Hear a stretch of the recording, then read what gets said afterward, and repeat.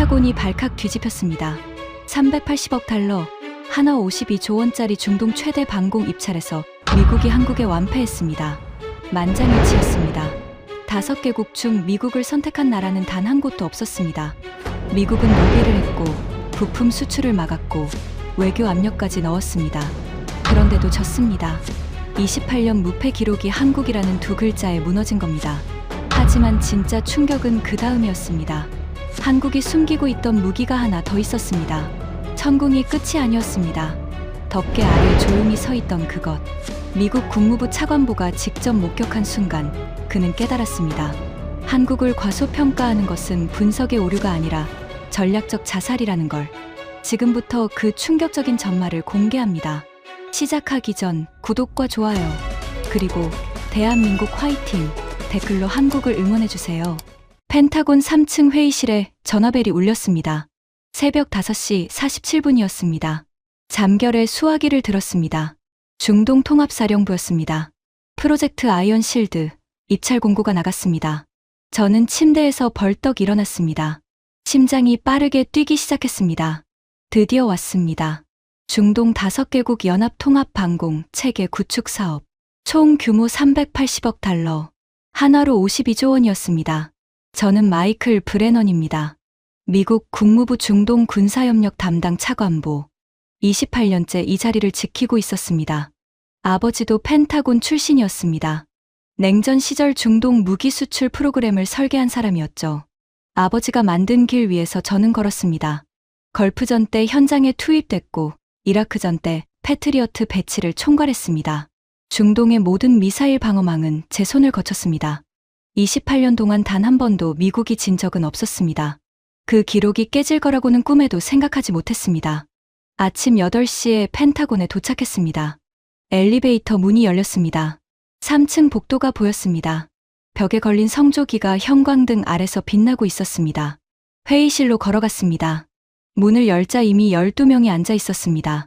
국방부 차관, 국무부 정책국장, 방산업체 대표 4명, 그리고 중동사령부 참모들이었습니다. 커피 냄새가 진하게 퍼져 있었습니다. 테이블 위에 서류가 쌓여 있었습니다. 380억 달러라는 숫자가 첫 페이지에 찍혀 있었습니다. 제가 입을 열었습니다. 아이언 실드 입찰이 시작됐습니다.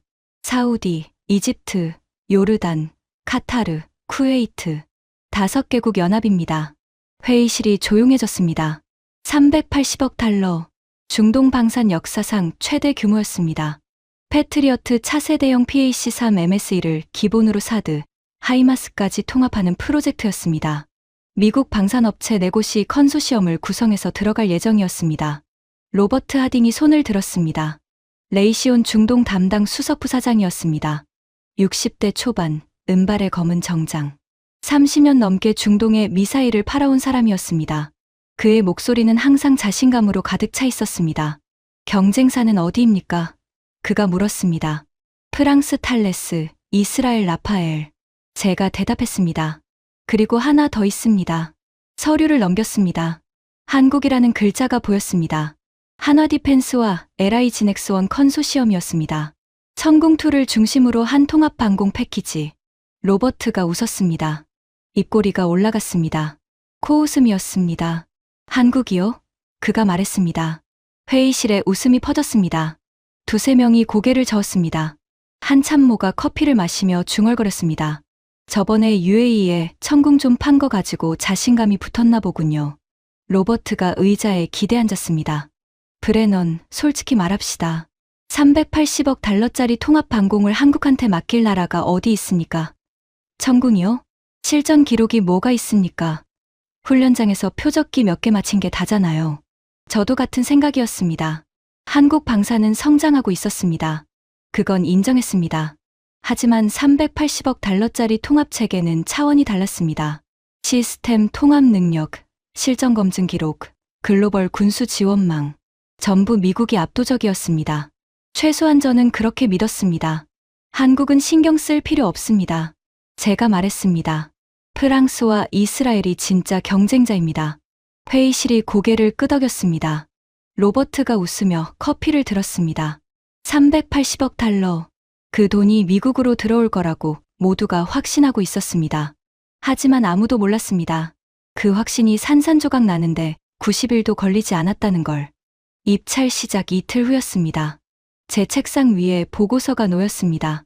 국방정보국 DIA에서 올라온 것이었습니다. 한국 방산 수출 동향 분석이라는 제목이 찍혀 있었습니다. 펼쳐봤습니다. 숫자가 눈에 들어왔습니다.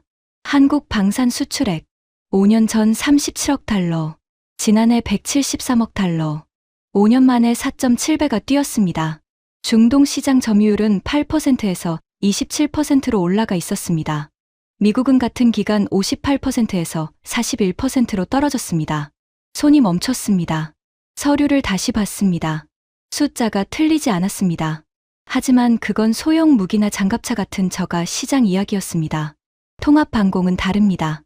레이더, 지휘 통제, 미사일, 탄두, 전부 하나로 묶어야 합니다. 그 기술은 미국밖에 없었습니다. 저는 보고서를 덮었습니다. 그런데 다음 날 로버트한테서 전화가 왔습니다. 목소리가 달랐습니다. 자신감이 아니라 짜증이었습니다. 브레넌, 큰일 났습니다. 사우디 국방부가 한국 컨소시엄한테 기술 설명회를 따로 요청했습니다. 비공개로요. 저는 의자에서 몸을 세웠습니다. 비공개 설명회. 그건 관심이 있다는 뜻이었습니다. 로버트가 계속 말했습니다. 설명회 주제가 뭔지 아십니까? 천궁2 독자 기술 기반 통합 방공 솔루션. 독자 기술이라는 단어가 귀에 걸렸습니다. 한국이 미국 라이선스 없는 순수 국산 체계를 내세우고 있었습니다. 그 순간 불안이 스쳤습니다. 잠깐이었습니다. 바로 사라졌습니다. 설명회 하나로 380억 달러가 바뀔 리 없었으니까요.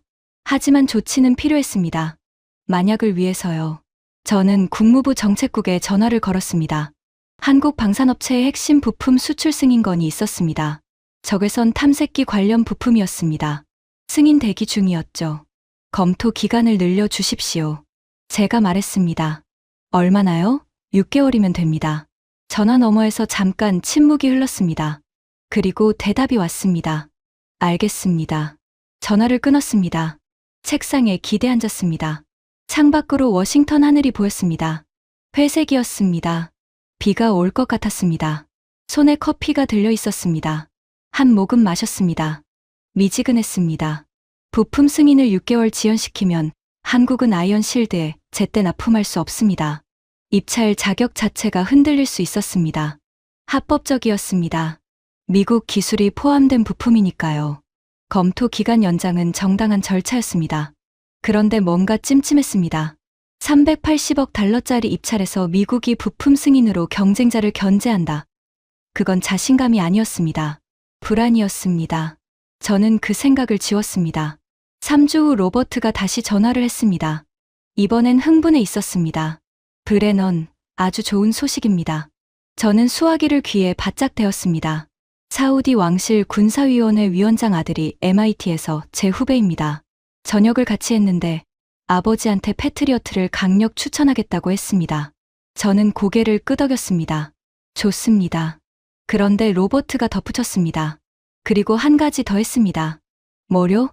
사우디 국방부 기술평가단에 우리 기술 고문을 넣었습니다. 비공식으로요. 저는 멈췄습니다.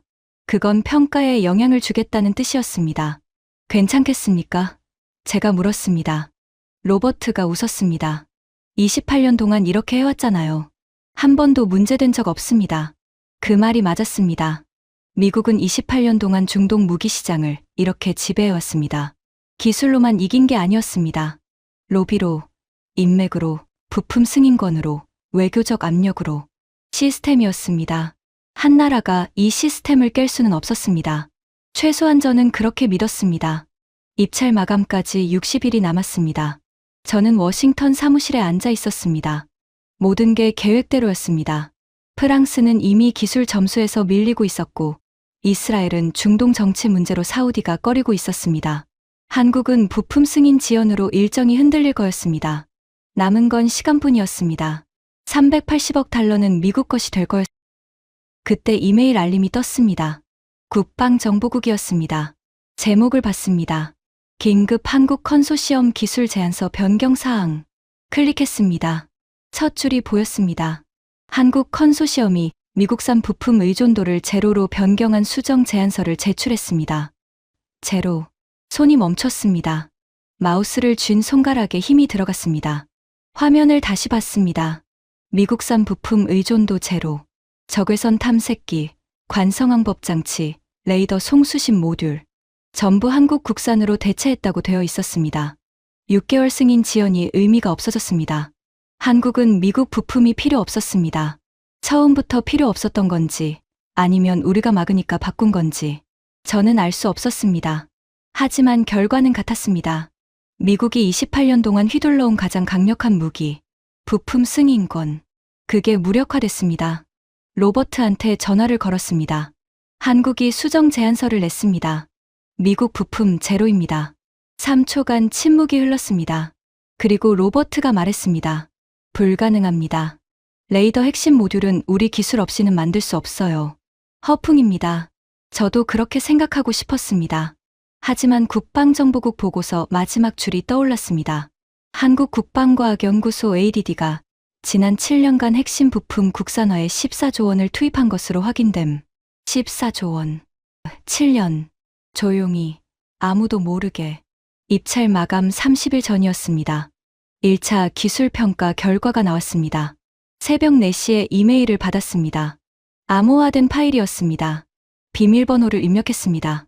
파일이 열렸습니다. 표가 보였습니다. 기술평가 점수 1000점 만점. 미국 컨소시엄 871점. 프랑스 탈레스 794점. 이스라엘 라파엘 812점. 한국 컨소시엄 923점. 숫자를 3번 봤습니다. 틀리지 않았습니다. 923점. 미국보다 52점 높았습니다. 1000점 만점에서 52점 차이. 그건 오차가 아니었습니다. 압도적인 격차였습니다. 손이 차가워졌습니다. 의자에서 일어났습니다. 창밖을 봤습니다. 워싱턴 새벽은 아직 어두웠습니다. 가로등 불빛만 보였습니다. 심장이 빠르게 뛰고 있었습니다. 28년 만에 처음 느끼는 감각이었습니다. 세부 항목을 봤습니다. 레이더 탐지 거리 항목에서 한국이 만점을 받았습니다. 동시 교전 능력에서도 만점이었습니다. 요격 시뮬레이션 정확도 한국 97.3%, 미국 91.2%, 6.1% 차이. 이건 시뮬레이션이었습니다. 실전이 아니었습니다. 하지만 시뮬레이션에서 6%가 벌어진다는 건 설계 자체가 다르다는 뜻이었습니다. 가장 충격적인 항목이 있었습니다. 독자 기술 비율. 미국 컨소시엄은 100%가 미국 기술이니까 해당 사항 없음이었습니다. 한국 컨소시엄 국산화율 94.7%, 미국 부품 의존도 0%. 그 숫자가 찍혀 있었습니다. 94.7. 레이시온 로버트에게 전화를 걸었습니다. 벨이 7번 울렸습니다. 새벽이었으니까요. 수화기 너머로 거친 숨소리가 들렸습니다. 뭡니까? 이 시간에. 그가 말했습니다. 1차 평가 나왔습니다. 침묵이 흘렀습니다. 몇 점입니까? 871점입니다. 로버트가 잠깐 멈췄습니다. 한국은요? 923점입니다. 전화 너머에서 아무 소리도 나지 않았습니다. 5초가 지났습니다. 10초가 지났습니다. 조작입니다. 로버트가 말했습니다. 목소리가 달라져 있었습니다. 떨리고 있었습니다. 사우디 평가단에 우리 고문을 넣었잖아요. 어떻게 이런 결과가 나옵니까? 저도 같은 의문이었습니다. 보고서 뒷장을 넘겼습니다. 평가단 구성이 적혀 있었습니다. 사우디 4명, 이집트 3명, 요르단 2명, 카타르 2명, 쿠웨이트 1명. 그리고 맨 아래에 작은 글씨로 한 줄이 추가돼 있었습니다. 기술평가 공정성 확보를 위해 외부 고문 참여를 제안하기로 5개국이 합의했습니다. 외부 고문 참여 제안. 로버트가 비공식으로 넣은 기술 고문이 빠진 겁니다. 28년 동안 미국이 써먹던 방식이 막혔습니다. 중동이 달라지고 있었습니다. 로버트가 다시 말했습니다. 재평가를 요청합시다. 절차상 하자를 찾으면 됩니다. 그의 목소리에서 아까의 자신감은 완전히 사라져 있었습니다. 저는 아무 말도 하지 않았습니다. 화면을 보고 있었습니다. 923이라는 숫자가 형광등 빛에 선명했습니다. 재평가를 요청해봐야 숫자는 바뀌지 않습니다. 제가 말했습니다. 로버트가 소리를 높였습니다. 그러면 어쩌란 말입니까? 52점 차이를 그냥 인정하란 말입니까? 한국한테요? 한국한테 그 말에 모든 게 들어 있었습니다. 한국이라는 나라에 미국이 질 수 있다는 사실을 받아들일 수 없다는 뜻이었습니다. 솔직히 저도 같은 마음이었습니다. 전화를 끊었습니다. 의자에 기대앉았습니다. 천장을 봤습니다. 형광등이 미세하게 깜빡이고 있었습니다. 28년. 그 28년 동안 한 번도 진 적이 없었습니다. 걸프전 이후 중동방공 시장은 미국 것이었습니다. 패트리어트가 지켰고 사드가 확장했고 하이마스가 굳혔습니다. 그 위에 로비와 외교와 부품 승인권이라는 보이지 않는 벽이 있었습니다. 그 벽에 금이 갔습니다. 923대 871점, 52점이라는 금이 숫자 하나였습니다. 하지만 그 숫자가 의미하는 것은 숫자 이상이었습니다. 한국이 미국 부품 없이 미국보다 높은 점수를 받았습니다. 우리가 막으려 했던 나라가 우리 없이 우리를 이겼습니다. 창밖이 밝아지고 있었습니다. 워싱턴에 아침이 오고 있었습니다. 저는 컴퓨터 화면을 끄지 못했습니다. 923이라는 숫자가 어둠 속에서 빛나고 있었습니다. 내일 아침 펜타곤에 보고해야 했습니다. 뭐라고 말해야 할지 아직 정하지 못했습니다. 하지만 한 가지는 확실했습니다. 한국을 웃어넘길 수 있는 시간은 끝났습니다. 그리고 진짜 문제는 따로 있었습니다. 천궁이 전부가 아닐 수 있다는 것. 923점을 받은 제안서에 적히지 않은 것들이 있을 수 있다는 것. 그 생각이 머리에서 떠나지 않았습니다. 저는 서랍을 열었습니다. 아버지 사진이 있었습니다. 펜타곤 복도에서 찍은 흑백 사진. 아버지가 웃고 있었습니다. 아버지라면 뭐라고 했을까? 잠깐 생각했습니다. 아버지는 생전에 한마디를 자주 했습니다. 무기를 파는 건 쇳덩이를 파는 게 아니다. 신뢰를 파는 거다. 신뢰를 잃으면 시장을 잃고, 시장을 잃으면 동맹을 잃는다. 저는 사진을 내려놓았습니다. 그리고 생각했습니다. 우리가 잃기 시작한 건 점수가 아니라 신뢰일 수도 있다는 걸. 하지만 그 생각을 입 밖에 내지는 않았습니다. 아직은요. 펜타곤 보고 회의는 참혹했습니다. 국방부 차관이 테이블을 내리쳤습니다. 52점 차이라고요? 한국한테. 회의실에 앉은 14명 중 누구도 대답하지 못했습니다. 저도 고개를 숙이고 있었습니다. 28년 동안 이 회의실에서 이런 분위기는 처음이었습니다. 차관이 저를 봤습니다. 브레넌, 직접 가십시오. 중동 현지에 가서 확인하십시오. 한국이 뭘 보여줬길래 923점이 나왔는지 눈으로 보고 오십시오. 저는 고개를 끄덕였습니다. 가야 했습니다. 숫자만 봐서는 이해할 수 없었으니까요. 로버트도 같이 가겠다고 했습니다. 제가 직접 봐야겠습니다. 천궁이 뭔지 내 눈으로 확인하겠습니다. 그의 얼굴은 굳어 있었습니다. 평소의 여유로운 미소는 온데간데 없었습니다. 비행기에 올랐습니다. 워싱턴에서 리야드까지 14시간이었습니다. 로버트는 기내에서 내내 노트북을 봤습니다. 패트리어트 성능 자료를 다시 정리하고 있었습니다. 저는 창밖을 봤습니다. 구름 위로 해가 지고 있었습니다. 리야드에 도착한 건 현지 시각 밤 11시였습니다. 공항을 나서자 뜨거운 공기가 얼굴을 감쌌습니다. 3월인데도 30도가 넘었습니다. 사우디 국방부에서 보낸 차량이 대기하고 있었습니다. 검은색 SUV 세대였습니다. 호텔로 가지 않았습니다. 곧바로 사우디 국방부 청사로 향했습니다. 다음 날 아침이 밝았습니다. 사우디 국방부 기술평가단장 파이살 알라시드 소장이 우리를 맞았습니다. 50대 중반, 영국 샌드허스트 출신이었습니다. 악수를 했습니다. 그의 손이 건조하고 단단했습니다. 브레넌 차관보님, 오셨군요. 그가 말했습니다. 직접 오실 줄은 몰랐습니다. 저는 단도직입적으로 물었습니다. 1차 평가에서 한국이 923점을 받았습니다. 어떤 기준으로 평가한 겁니까? 파이살이 저를 봤습니다. 잠깐 웃었습니다. 직접 보시는 게 빠를 겁니다. 내일 시연이 있습니다. 시연이요? 한국 측이 5개국 평가단 앞에서 실사격 시연을 합니다. 미국 측 참관도 허용합니다. 가슴이 뛰었습니다. 실사격 시연이라면 숫자가 아니라 실체를 볼 수 있었습니다. 로버트가 옆에서 작은 목소리로 말했습니다. 좋습니다. 직접 보면 약점이 보일 겁니다. 훈련장 성적이 실전을 보장하진 않으니까요. 그날 밤 호텔방에서 잠이 오지 않았습니다. 에어컨 소리만 들렸습니다. 천장을 보며 생각했습니다. 923점. 그 숫자가 자꾸 떠올랐습니다. 미국이 28년간 쌓아온 것보다 52점이 높았습니다. 52점이 뭘 의미하는 건지 내일이면 알 수 있을 거였습니다. 다음 날 새벽 5시에 출발했습니다. 리야드에서 남쪽으로 340km. 사막 한가운데 시험장이 있었습니다. 차로 3시간 반을 달렸습니다. 창밖으로 끝없는 모래밭이 펼쳐졌습니다. 태양이 올라오고 있었습니다. 모래가 금빛으로 변했습니다. 시험장에 도착했습니다. 넓었습니다. 축구장 20개는 될 크기였습니다. 사방이 모래였고 가운데에 콘크리트 관측소가 서 있었습니다. 차에서 내리자 열기가 올라왔습니다. 아침인데도 벌써 38도였습니다. 부츠 밑으로 모래가 밀렸습니다. 관측소 앞에 사람들이 모여 있었습니다. 5개국 평가단 15명이었습니다. 사우디 군복, 이집트 군복, 요르단 군복, 별이 달린 사람만 4명이 보였습니다. 저와 로버트는 참관인 좌석에 앉았습니다. 관측소 유리창 너머로 사막이 보였습니다. 그리고 천궁이 보였습니다. 처음 봤습니다. 사진으로만 봤던 것과 달랐습니다. 생각보다 컸습니다. 발사대가 8기 배치돼 있었습니다.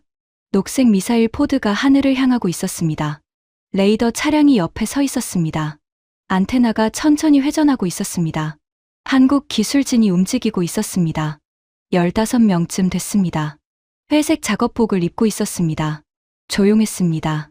큰 소리 없이 손짓과 태블릿으로 소통하고 있었습니다. 효율적이었습니다.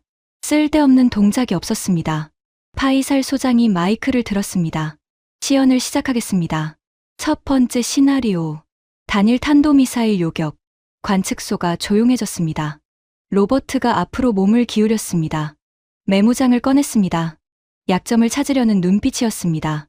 표적기가 발사됐습니다. 80km 밖에서 올라갔습니다. 레이더 화면에 붉은 점이 찍혔습니다. 천궁 시스템이 자동 추적을 시작했습니다. 3초 만에 교전 명령이 떨어졌습니다. 발사. 미사일이 솟구쳤습니다. 흰 연기가 사막 하늘을 갈랐습니다. 12초 후 화면에서 붉은 점이 사라졌습니다. 요격 성공. 파이살이 확인했습니다. 로버트가 메모를 했습니다. 단일 표적 요격은 패트리어트도 합니다. 그가 중얼거렸습니다. 맞는 말이었습니다. 여기까진 놀랄 것이 없었습니다. 두 번째 시나리오. 동시 다발 교전. 5발 동시 발사. 표적기 5대가 서로 다른 방향에서 날아왔습니다. 높이도 달랐습니다. 고도 15km, 8km, 3km, 심지어 500m 초저고도 하나까지. 이건 어려운 시나리오였습니다. 서로 다른 고도와 방향에서 동시에 들어오는 표적을 한 체계가 동시에 잡아야 합니다. 천궁 레이더가 5개 표적을 동시에 포착했습니다. 화면에 붉은 점 5개가 떴습니다. 미사일이 연달아 발사됐습니다. 하나, 둘, 셋, 넷, 5. 7초 간격으로 5발이 나갔습니다. 관측소가 조용했습니다. 숨소리만 들렸습니다.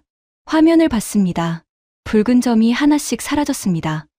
하나, 둘, 셋, 넷, 그리고 마지막 하나.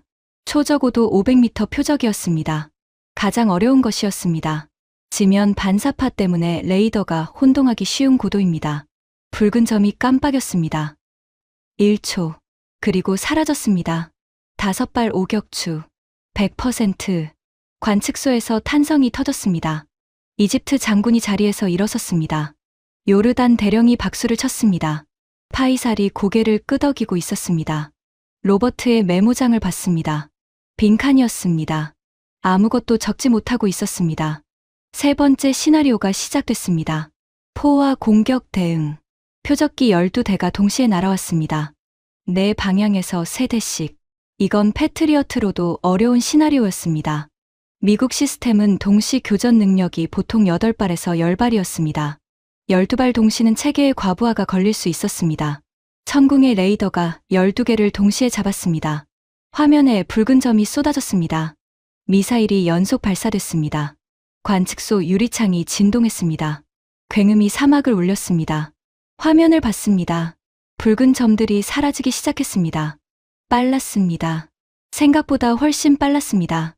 8기 격추, 10기 격추, 그리고 12기 전부 사라졌습니다. 발사부터 마지막 격추까지 47초였습니다. 12발 12격추. 100%. 관측소가 술렁이기 시작했습니다. 사우디 장성이 파이살에게 뭔가 물었습니다. 아랍어였습니다. 저는 알아듣지 못했습니다. 하지만 파이살의 대답은 영어였습니다. 패트리어트 PAC-3의 동시 교전 능력은 최대 9발입니다. 방금 천궁은 12발을 동시에 처리했습니다. 그 말이 관측소에 울렸습니다. 15명의 평가단 전원이 들었습니다. 저도 들었습니다. 로버트도 들었습니다. 로버트의 얼굴이 창백해지고 있었습니다. 펜을 쥔 손에 힘이 들어가 있었습니다. 메모장에 숫자를 적기 시작했습니다. 1212.47초. 100%. 그의 글씨가 떨리고 있었습니다. 네 번째 시나리오. 마지막이었습니다. 설명을 듣는 순간 숨이 멎었습니다. 탄도미사일 2발과 순항미사일 4발, 드론 6기 동시 공격, 총 12개 표적, 종류가 전부 달랐습니다. 속도도 달랐습니다. 고도도 달랐습니다. 이건 실전에서나 볼 수 있는 복합 위협이었습니다. 시험장에서 이런 시나리오를 돌리는 건 처음 봤습니다. 발사가 시작됐습니다. 화면에 붉은 점 12개가 떴습니다. 색깔이 달랐습니다. 빨간색은 탄도미사일, 주황색은 순항미사일, 노란색은 드론이었습니다. 속도가 전부 달랐습니다. 탄도미사일은 빨랐고 드론은 느렸습니다. 이걸 하나의 체계가 동시에 대응해야 했습니다. 천궁이 움직였습니다. 레이더가 12개를 분류하기 시작했습니다. 화면에 우선순위가 자동으로 매겨졌습니다. 탄도미사일이 1순위, 순항미사일이 2순위, 드론이 3순위. 미사일이 순서대로 발사됐습니다. 탄도미사일부터 잡았습니다. 2발 모두 12초 만에 격추. 이어서 순항미사일 4발. 23초 만에 전부 격추. 마지막으로 드론 6기.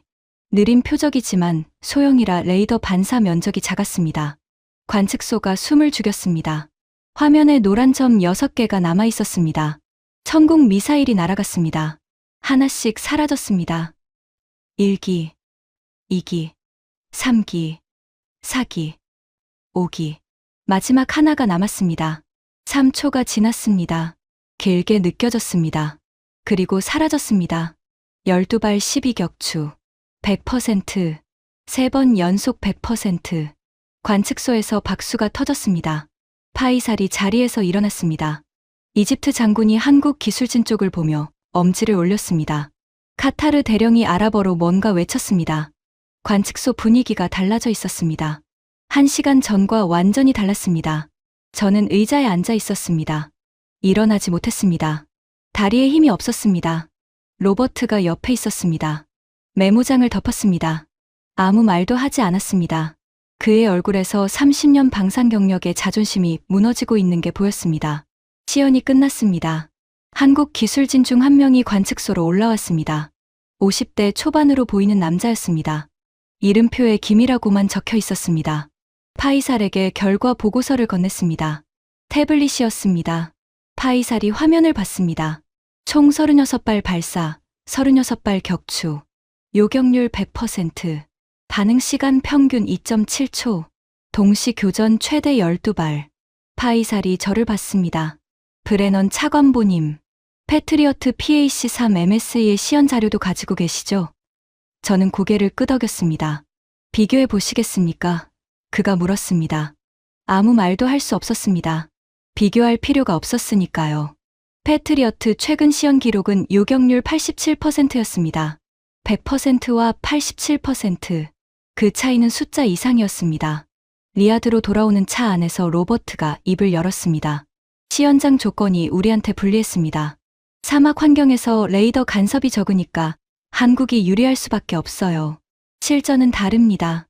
저는 대답하지 않았습니다. 차창 밖으로 사막이 흘러가고 있었습니다. 로버트가 계속 말했습니다. 외교 카드를 씁시다. 사우디 왕실에 직접 압력을 넣어야 합니다. 한국 무기를 선택하면 미국과의 군사 동맹에 영향이 있을 수 있다고요. 그 말을 듣는 순간 멈칫했습니다.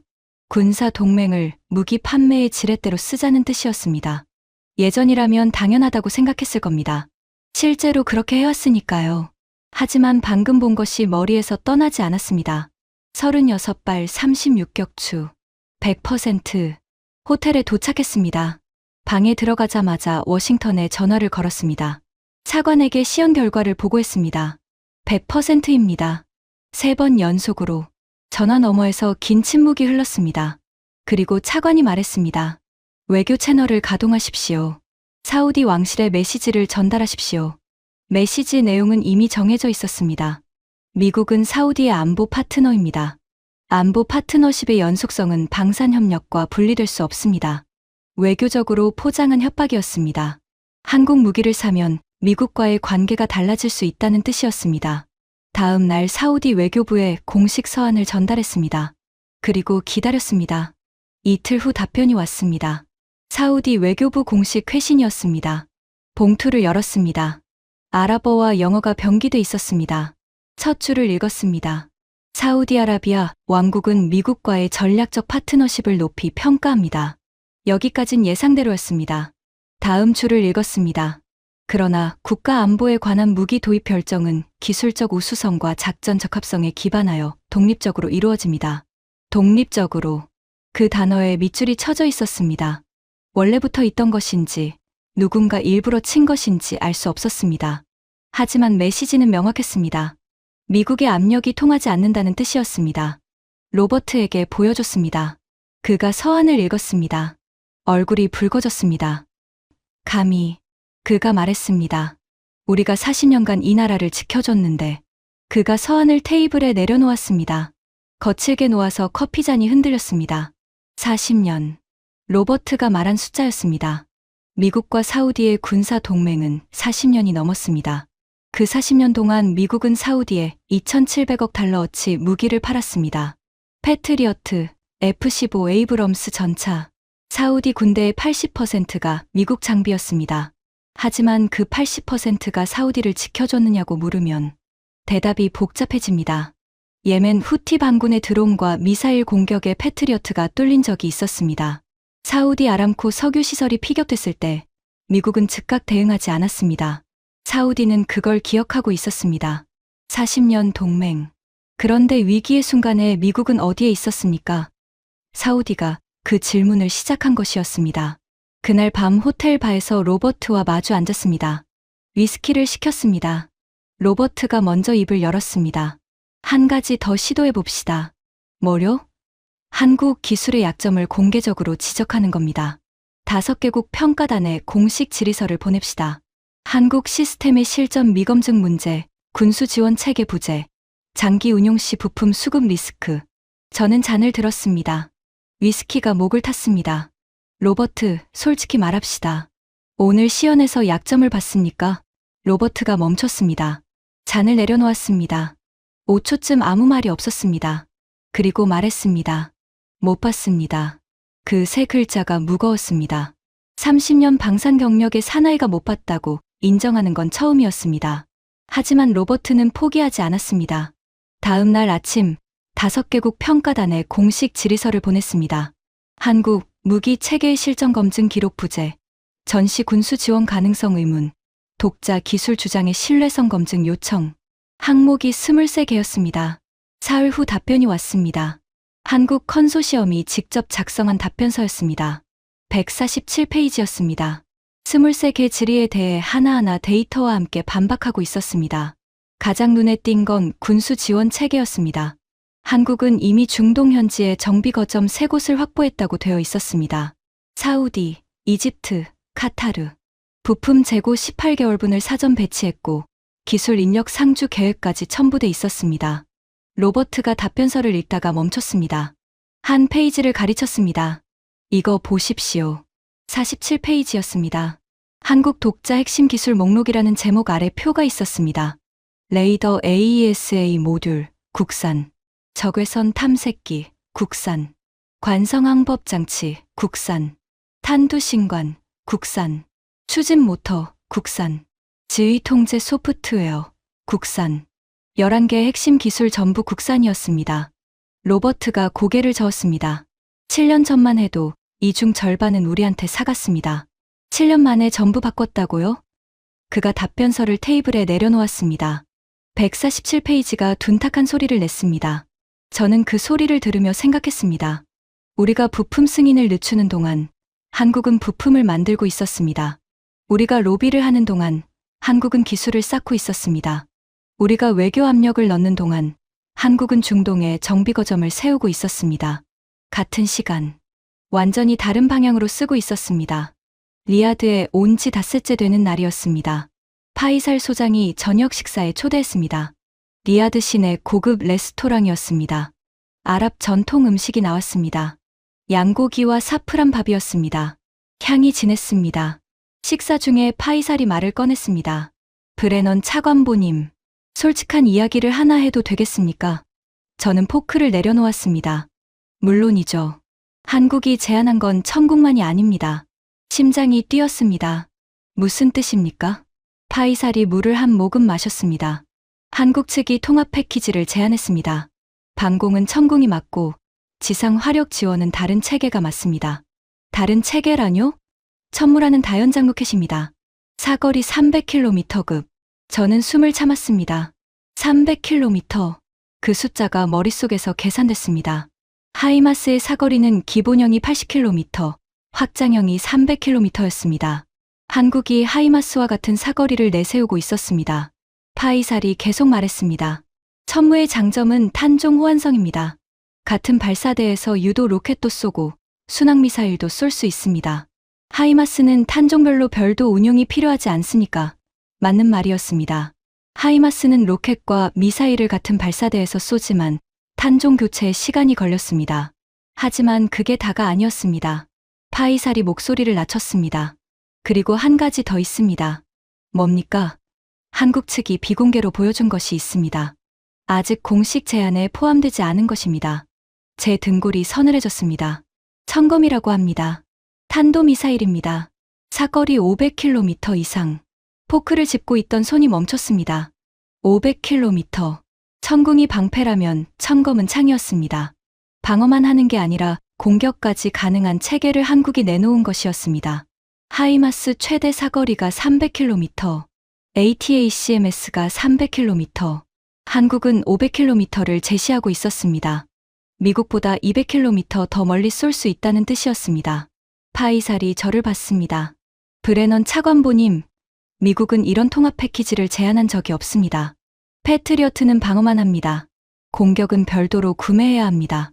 한국은 방어와 공격을 하나로 묶어서 제안했습니다. 5개국 입장에서 어떤 선택이 합리적인지는 명확합니다. 저는 아무 말도 할 수 없었습니다. 입 안이 말라 있었습니다. 물을 마셨습니다. 손이 미세하게 떨렸습니다. 잔을 내려놓을 때 소리가 났습니다. 호텔로 돌아왔습니다. 방에 들어서자마자 노트북을 켰습니다. 천무와 천검을 검색했습니다. 정보가 제한적이었습니다. 한국이 공개한 것이 많지 않았습니다. 하지만 국방정보국 데이터베이스에 접근했습니다. 비밀 등급 자료가 있었습니다. 천무, 다연장 로켓, 발사대 하나에 로켓 6발 또는 미사일 2발 탑재, 탄종 호환, 사거리 최대 290km, GPS와 관성항법 복합 유도, 원형 공산오차 CEP 10m 이내, CEP 10m, 그 숫자에 눈이 멈췄습니다. 하이마스의 유도 로켓 CEP가 5m에서 10m 수준이었습니다. 거의 같았습니다. 아니, 사거리 대비로 보면 한국이 더 나을 수도 있었습니다.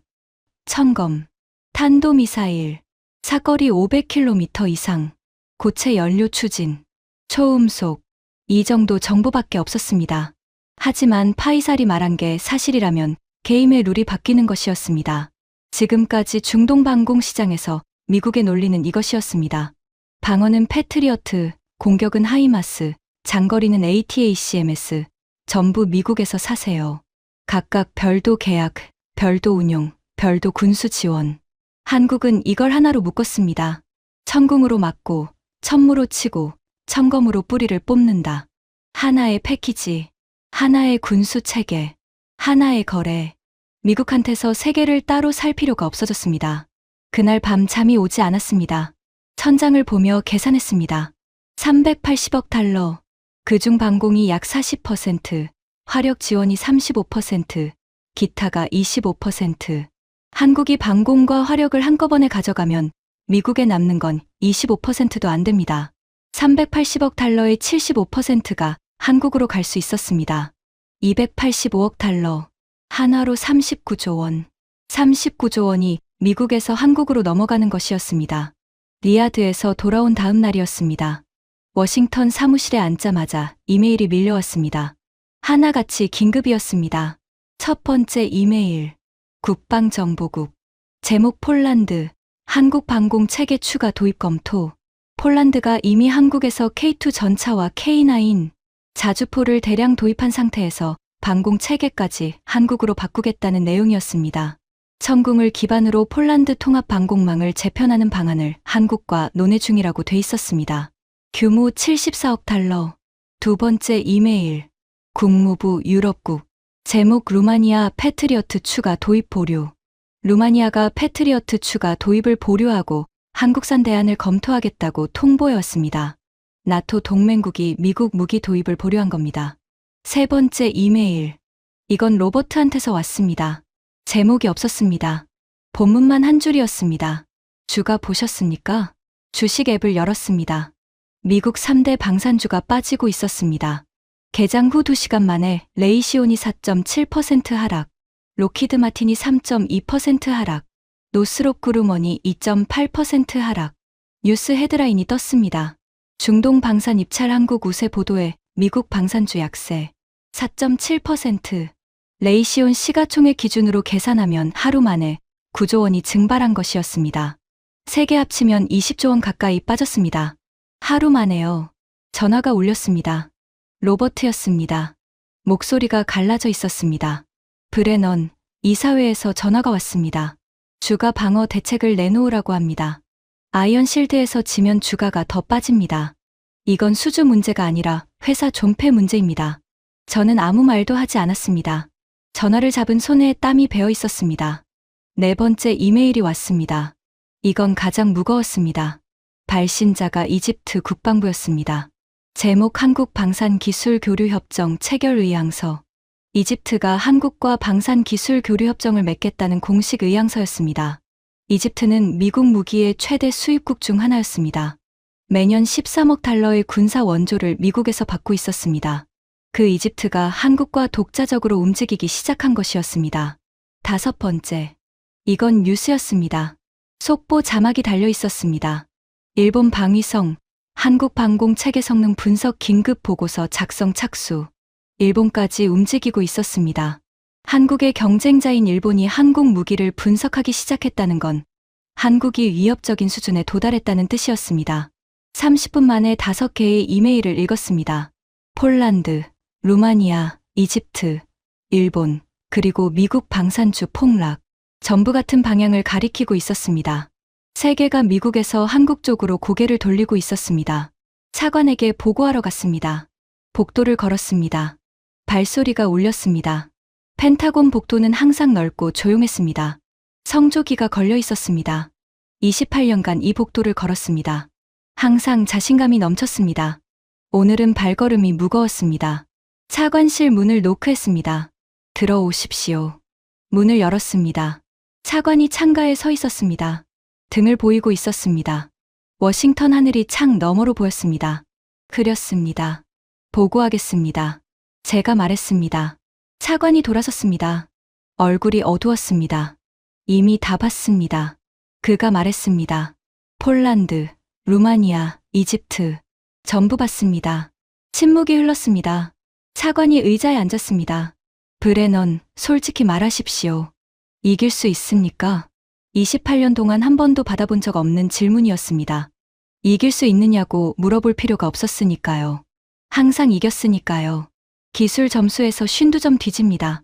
제가 말했습니다. 차관이 저를 봤습니다. 어떻게요? 저는 대답하지 못했습니다. 최종 입찰 결과가 나오기 3일 전이었습니다. 마지막 기회가 있었습니다. 가격 협상이었습니다. 미국 컨소시엄이 가격을 대폭 낮추기로 했습니다. 원래 제시가에서 18%를 깎았습니다. 380억 달러짜리 프로젝트에서 18%면 68억 달러. 한화로 9조 원을 깎아주겠다는 것이었습니다. 전례 없는 할인이었습니다. 로버트가 전화로 말했습니다. 이사회를 설득했습니다. 마진을 포기하더라도 수주를 따내야 한다고. 이걸로 안 되면 끝입니다. 그의 목소리에 절박함이 묻어 있었습니다. 하지만 한국 측 제안가가 이미 미국보다 23% 낮았습니다. 미국이 18%를 깎아도 여전히 한국이 5% 저렴했습니다. 게다가 기술 점수에서 52점 차이, 가격까지 저렴하다면 선택의 여지가 없었습니다. 최종 입찰 결과 발표 당일이 왔습니다. 새벽 3시에 눈이 떠졌습니다. 알람보다 2시간 일찍이었습니다. 잠을 더 잘 수 없었습니다. 일어나서 샤워를 했습니다. 물이 차가웠습니다. 일부러 뜨거운 물을 틀지 않았습니다. 정신을 깨우고 싶었습니다. 오전 10시. 암호화된 화상회의 링크가 이메일로 왔습니다. 접속했습니다. 화면에 사우디 국방부 회의실이 떴습니다. 파이살 소장이 앉아 있었습니다. 양쪽에 5개국 대표가 배석해 있었습니다. 사우디, 이집트, 요르단, 카타르, 쿠웨이트 깃발이 테이블에 놓여 있었습니다. 미국 측은 저와 로버트, 그리고 국방부 차관이 접속해 있었습니다. 프랑스와 이스라엘도 접속해 있었습니다. 한국 측 화면도 떠 있었습니다. 한화디펜스 대표와 LI지넥스원 대표, 그리고 정부 관계자 2명이 보였습니다. 표정이 담담했습니다. 파이살이 입을 열었습니다. 프로젝트 아이언 실드 최종 선정 결과를 발표하겠습니다. 심장이 멈추는 것 같았습니다. 기술 평가, 가격 경쟁력, 군수 지원 체계, 기술 이전 조건을 종합 평가한 결과 5개국 심의위원회는 만장일치로 한국 컨소시엄을 최종 선정했습니다. 만장일치. 5개국 전부가 한국을 선택했습니다. 한 나라도 미국을 선택하지 않았습니다. 사우디도, 이집트도, 요르단도, 카타르도, 쿠웨이트도, 전부요. 화면이 흔들렸습니다. 아니, 제 손이 흔들리고 있었던 겁니다. 마우스를 잡은 손이 떨리고 있었습니다. 화면 속 한국 측이 고개를 숙여 인사했습니다. 파이살이 박수를 쳤습니다. 5개국 대표들이 따라 쳤습니다. 로버트의 화면을 봤습니다. 그가 화면을 끄고 있었습니다. 카메라가 꺼졌습니다. 그 다음 음성도 꺼졌습니다. 아무 말도 없이 나가버렸습니다. 차관의 화면을 봤습니다. 차관이 저를 보고 있었습니다. 아무 말도 하지 않았습니다. 5초쯤 지났습니다. 차관이 입을 열었습니다. 브레넌, 사무실로 오십시오. 보고서를 쓰셔야 합니다. 화면이 꺼졌습니다. 저는 컴퓨터 앞에 앉아 있었습니다. 회의가 끝난 화면이 검게 변해 있었습니다. 검은 화면에 제 얼굴이 비쳤습니다. 28년 동안 한 번도 져본 적이 없는 얼굴이었습니다. 오늘 처음으로 진 얼굴이었습니다. 만장일치. 그 2글자가 계속 맴돌았습니다. 한 나라라도 미국을 선택했다면 그건 패배가 아니라 아쉬움이었을 겁니다. 하지만 만장일치였습니다. 5개국 전부. 이건 아쉬움이 아니었습니다. 거부였습니다. 중동이 미국을 거부한 것이었습니다. 전화가 울렸습니다. 로버트였습니다. 받았습니다. 아무 소리도 나지 않았습니다. 3초가 지났습니다. 로버트가 말했습니다. 이사회 긴급 소집됐습니다. 목소리가 갈라져 있었습니다. 주가가 장중에 11% 빠졌습니다. 시가총액 23조 원이 하루 만에 사라졌습니다. 저는 눈을 감았습니다. 숫자들이 머릿속을 지나갔습니다. 923대 871점, 36발 36격추, 100%, 300km, 500km, 만장일치, 그리고 23조 원 증발. 모든 숫자가 같은 방향을 가리키고 있었습니다. 한국이 이겼다는 방향으로. 하지만 진짜 문제는 숫자가 아니었습니다. 숫자는 결과일 뿐이었습니다. 원인은 다른 곳에 있었습니다. 28년 동안 미국은 기술로 이긴 게 아니었습니다. 시스템으로 이겼습니다. 로비, 인맥, 부품 승인권, 외교 압력. 그 시스템이 무너진 겁니다. 한국이 무너뜨린 게 아니었습니다. 우리가 스스로 무너뜨린 겁니다. 위기 때 달려가지 않았습니다. 부품으로 압박했습니다. 동맹을 지렛대로 썼습니다. 기술 대신 로비에 투자했습니다. 그 사이 한국은 조용히 기술을 쌓았습니다. 14조 원을 핵심 부품에 투자했습니다. 7년 만에 미국 의존도를 제로로 만들었습니다. 그리고 시연장에서 100%를 찍었습니다. 같은 시간. 완전히 다른 방향. 결과는 명확했습니다. 책상 서랍을 열었습니다. 아버지 사진이 있었습니다. 꺼냈습니다. 흑백 사진. 펜타곤 복도에서 웃고 있는 아버지. 사진 뒷면에 아버지 글씨가 있었습니다. 오래전에 적은 것이었습니다.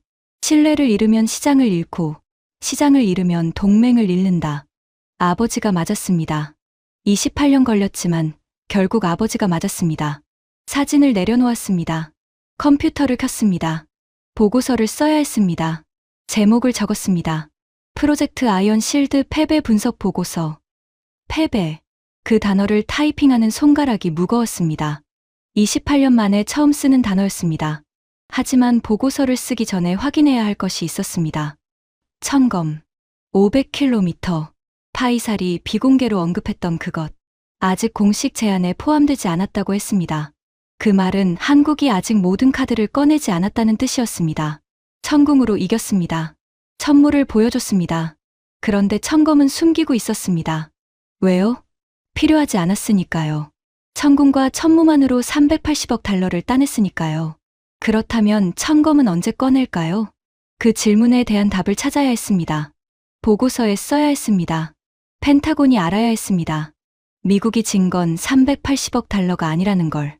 진짜 게임은 아직 시작도 안 했을 수 있다는 걸. 저는 의자에서 일어났습니다. 창밖을 봤습니다. 워싱턴에 비가 내리고 있었습니다. 보고서를 쓰기 시작했습니다. 프로젝트 아이언 실드 패배 분석 보고서. 제목을 적고 커서가 깜빡이는 걸 30초쯤 봤습니다. 무엇부터 써야 할지 몰랐습니다. 28년 동안 승리 보고서만 써왔으니까요. 그때 이메일이 왔습니다. 발신자가 낯설었습니다. 사우디 국방부 기술평가단. 파이살 소장이었습니다.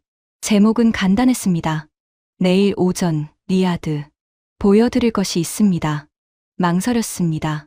이미 진 게임이었습니다. 더 볼 것이 뭐가 있겠습니까? 하지만 천검이 떠올랐습니다. 500km. 아직 공식 제안에 포함되지 않은 것. 보고서에 써야 했습니다. 펜타곤이 알아야 했습니다. 비행기를 탔습니다. 리야드에 도착한 건 다음 날 아침이었습니다. 공항에 파이살의 차량이 대기하고 있었습니다. 이번엔 시내가 아니었습니다. 남쪽으로 달렸습니다. 지난번 시험장 방향이었습니다. 하지만 시험장을 지나쳤습니다. 더 남쪽으로 갔습니다. 사막 한가운데 콘크리트 건물이 보였습니다. 군사 시설이었습니다. 철조망이 둘러져 있었고 초소의 사우디 군인이 서 있었습니다. 차에서 내렸습니다. 파이살이 건물 앞에 서 있었습니다. 브레넌 차관보님, 오셔서 감사합니다. 악수를 했습니다. 그의 표정이 달랐습니다. 지난번의 외교적 미소가 아니었습니다. 진지했습니다. 건물 안으로 들어갔습니다. 복도가 길었습니다. 형광등이 켜져 있었습니다. 에어컨 바람이 차가웠습니다. 사막 바깥의 뜨거운 공기와 대조됐습니다. 복도 끝에 철문이 있었습니다. 파이살이 카드를 대자 문이 열렸습니다. 경납고였습니다. 천장이 높았습니다. 15m는 되어 보였습니다. 안으로 들어서자 공기가 달라졌습니다. 기름 냄새와 금속 냄새가 섞여 있었습니다. 조명이 밝았습니다. 그리고 보였습니다. 천궁이 서 있었습니다. 발사대 8기. 시연장에서 봤던 것과 같았습니다. 레이더 차량이 옆에 있었습니다. 지난번과 달리 안테나가 멈춰 있었습니다. 점검 중인 것 같았습니다. 한국 기술진 서너 명이 태블릿을 들고 뭔가를 확인하고 있었습니다. 파이살이 안쪽을 가리쳤습니다. 저쪽입니다. 천궁 뒤로 걸어갔습니다. 경납고 안쪽이 어두워졌습니다. 조명이 줄어든 구역이었습니다. 거기에 뭔가가 있었습니다. 덮개가 씌워져 있었습니다. 회색 천이었습니다. 하나가 아니었습니다. 세워봤습니다. 8기. 천궁 발사대와 비슷한 크기였지만 형태가 달랐습니다. 더 길었습니다. 포드가 여러 개 달려 있었습니다. 천무입니다. 파이살이 말했습니다. 지난번 말씀드린 것이죠. 사거리 300km. 저는 고개를 끄덕였습니다. 이건 알고 있었습니다. 하지만 파이살이 계속 걸었습니다. 더 안쪽으로. 경납고 가장 깊은 곳이었습니다. 조명이 더 어두워졌습니다. 거기에 또 덮개가 있었습니다. 이번엔 검은색 천이었습니다. 하나, 둘, 셋. 세워봤습니다. 12기였습니다. 천무보다 컸습니다. 포드가 더 굵었습니다. 길이도 더 길었습니다. 가슴이 빠르게 뛰기 시작했습니다. 이미 알고 있었지만 눈으로 보는 건 달랐습니다. 파이살이 덮개 하나를 걷었습니다. 발사대가 드러났습니다. 금속 표면이 조명 아래서 빛났습니다. 포드에 글씨가 적혀 있었습니다. 한글이었습니다. 읽을 수 없었습니다. 하지만 옆에 영어 표기가 있었습니다. 천검. 손이 차가워졌습니다. 눈앞에 있었습니다. 서류로만 봤던 것이, 데이터베이스 숫자로만 존재하던 것이, 실물이 여기 서 있었습니다. 저는 발사대를 천천히 돌아봤습니다. 포드가 4개 달려 있었습니다. 천무보다 확실히 굵었습니다. 추진 노즐이 보였습니다. 고체 연료 추진이라고 했습니다. 초음속, 사거리 500km 이상. 그때 뒤에서 발소리가 들렸습니다. 돌아봤습니다. 한국 기술진이었습니다. 50대 초반 남자. 지난번 시연장에서 봤던 사람이었습니다. 이름표에 김이라고 적혀 있었습니다. 김 엔지니어. 시연 때 36발 36격추를 지휘했던 그 사람이었습니다. 그가 저를 봤습니다. 표정이 변하지 않았습니다. 놀라지도 않았고 경계하지도 않았습니다. 마치 제가 올 줄 알고 있었다는 듯이요. 파이살이 소개했습니다. 한국 기술 총괄 책임자 김 박사입니다.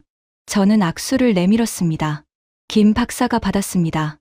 그의 손이 단단했습니다. 거칠었습니다. 사무실에 앉아있는 사람의 손이 아니었습니다. 직접 장비를 만지는 사람의 손이었습니다. 천검을 봤습니다. 제가 말했습니다. 그가 고개를 끄덕였습니다. 사거리가 어떻게 됩니까? 김 박사가 잠깐 멈췄습니다. 시연 때도 그랬습니다. 대답 전에 항상 잠깐 멈추는 사람이었습니다. 생각하는 것인지, 말해도 되는지 판단하는 것인지 알 수 없었습니다. 공식 수치는 500km입니다. 공식 수치. 그 표현이 걸렸습니다. 비공식 수치는 다르다는 뜻이었습니다. 더 묻고 싶었습니다. 하지만 묻지 않았습니다. 대답하지 않을 거라는 걸 알았으니까요. 대신 다른 걸 물었습니다. 왜 12기입니까? 하필 그 숫자인 이유가 있습니까? 김 박사가 저를 봤습니다. 2초쯤 눈을 마주쳤습니다.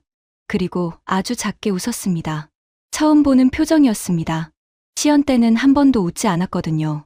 특별한 이유는 없습니다. 저는 그 말을 믿지 않았습니다.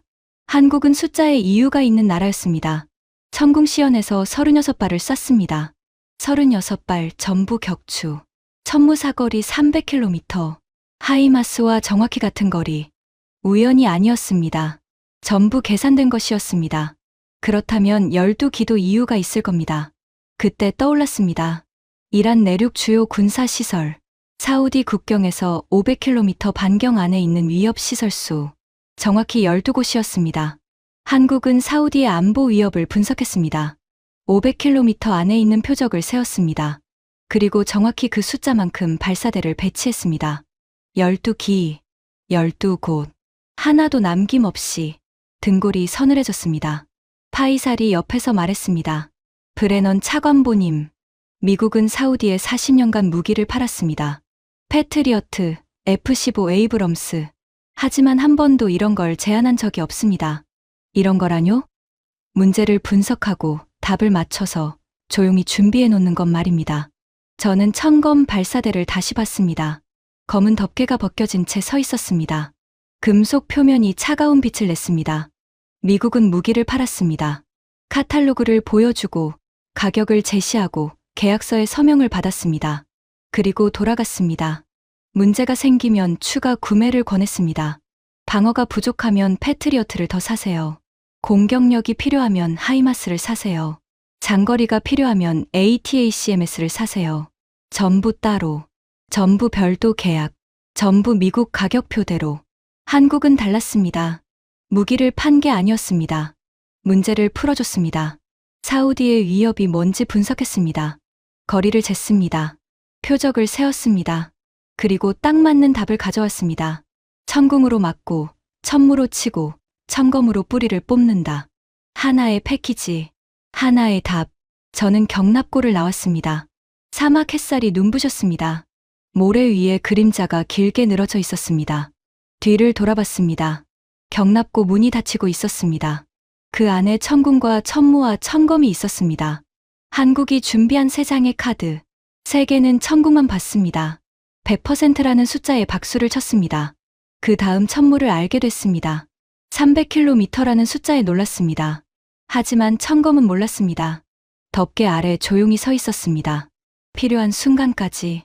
한국은 전부를 한꺼번에 보여주지 않았습니다. 하나씩 꺼냈습니다. 필요한 만큼만. 그리고 나머지는 숨겼습니다. 덮개를 씌운 채로 워싱턴으로 돌아왔습니다. 밤 비행기였습니다. 기내에서 잠이 오지 않았습니다. 노트북을 켰습니다. 보고서를 쓰기 시작했습니다. 한 장. 기술 평가 분석. 923대 871점, 52점 차이의 원인을 적었습니다. 천궁의 동시 교전 능력, 요격률, 반응 시간. 전부 패트리어트를 앞섰습니다. 수치를 하나하나 비교표로 만들었습니다. 타이핑하는 손가락이 아팠습니다. 미국이 지고 있다는 숫자를 직접 적어야 했으니까요. 2장. 한국 독자 기술 역량 분석. 국산화율 94.7%. 핵심 부품 11개 전부 국산. 미국 부품 의존도 제로. 7년간 14조 원 투자. 이 숫자들을 적으면서 손이 멈췄습니다. 14조 원. 한국이 조용히 쏟아부은 돈이었습니다. 미국이 로비에 쓰는 동안 한국은 기술에 썼습니다. 3장. 통합 패키지 전략 분석. 천궁, 천무, 천검. 방어와 공격을 하나로 묶은 패키지. 미국은 이런 걸 제안한 적이 없었습니다.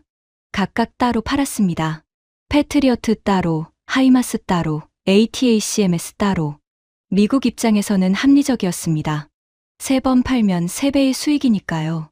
하지만 고객 입장에서는 한국이 합리적이었습니다. 한 번에 사면 한 번에 끝나니까요. 4장. 시장 영향 분석. 아이언 실드 패배 이후 연쇄 반응을 정리했습니다. 폴란드 74억 달러 검토. 루마니아 패트리어트 보류. 이집트 기술 교류 의향서. 일본 분석 착수. 미국 방산주 하루 23조 원 증발. 숫자가 이어졌습니다. 한 줄 한 줄이 미국의 후퇴를 기록하고 있었습니다. 5장을 쓰기 시작했습니다. 제목은 결론 및 전략 재현이었습니다. 여기서 멈췄습니다. 뭐라고 써야 합니까? 한국을 이기는 방법을 써야 합니까? 로비를 강화하라고, 부품 승인을 더 조이라고, 외교 압력을 높이라고. 노트북 화면을 봤습니다. 커서가 깜빡이고 있었습니다. 비행기 엔진 소리가 우뭉거렸습니다. 창밖은 검었습니다. 구름 위를 날고 있었습니다. 서랍을 열었습니다. 아니, 비행기에는 서랍이 없었습니다. 가방을 열었습니다. 아버지 사진을 가져왔습니다. 항상 가지고 다녔습니다. 펜타곤 복도에서 웃고 있는 아버지. 뒷면의 글씨.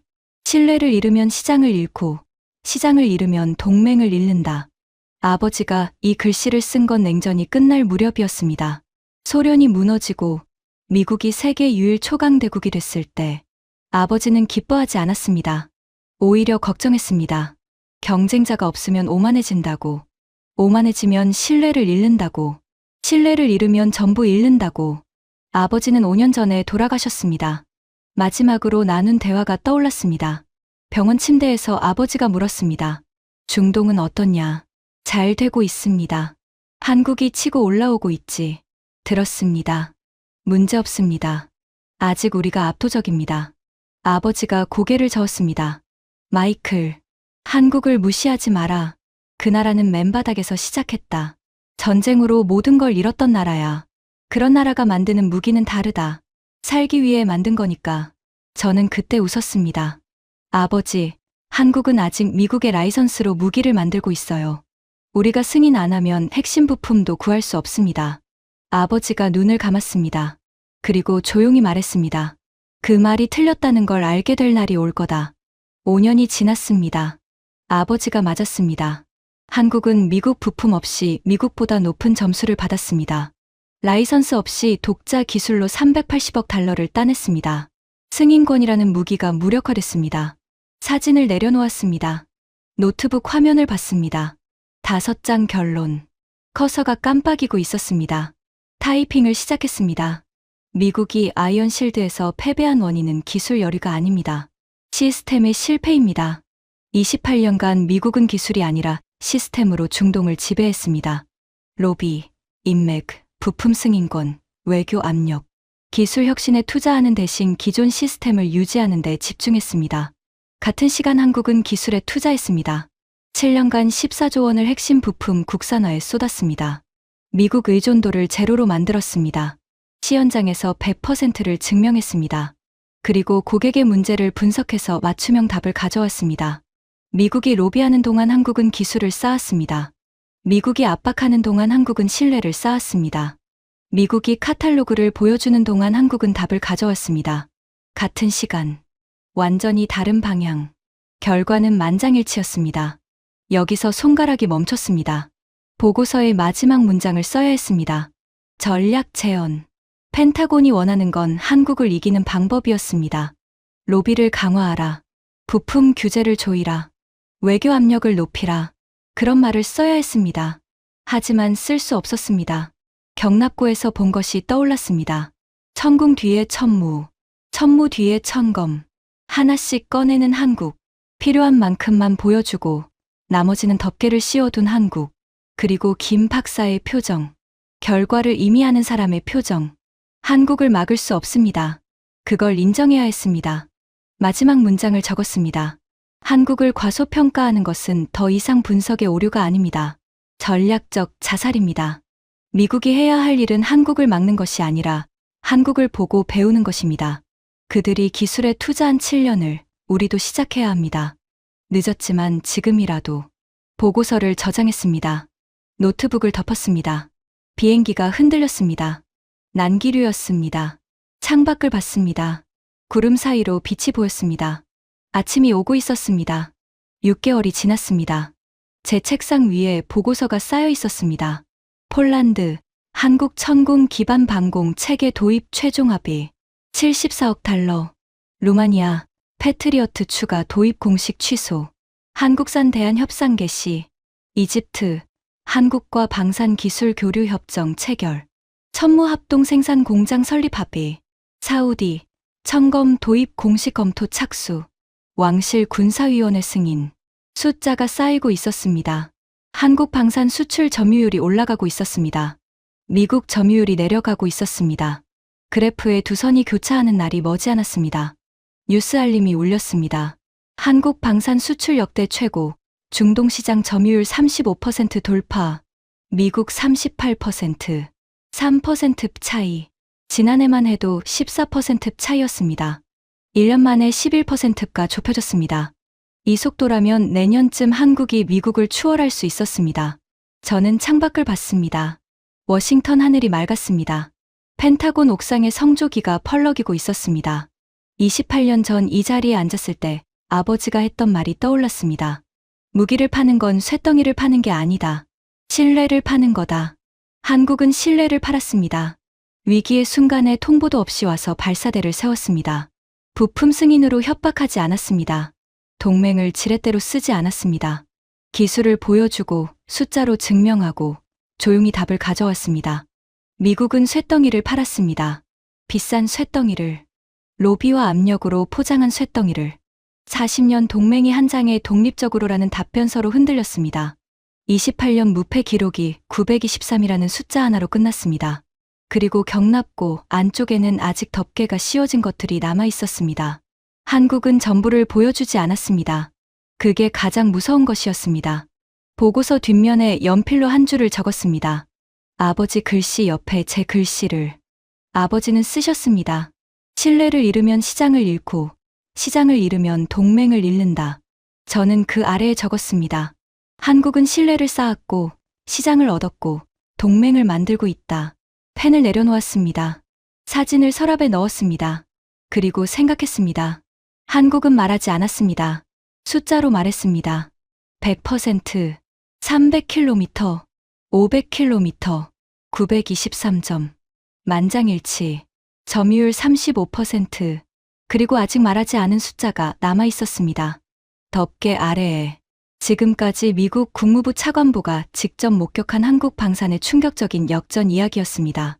대한민국의 기술력이 세계를 놀라게 하고 있습니다. 이 이야기가 마음에 남으셨다면 주변에 널리 공유해 주세요. 작은 응원이 대한민국의 큰 자부심이 됩니다. 구독과 좋아요도 부탁드립니다. 지금까지 터칭 스토리였습니다. 감사합니다.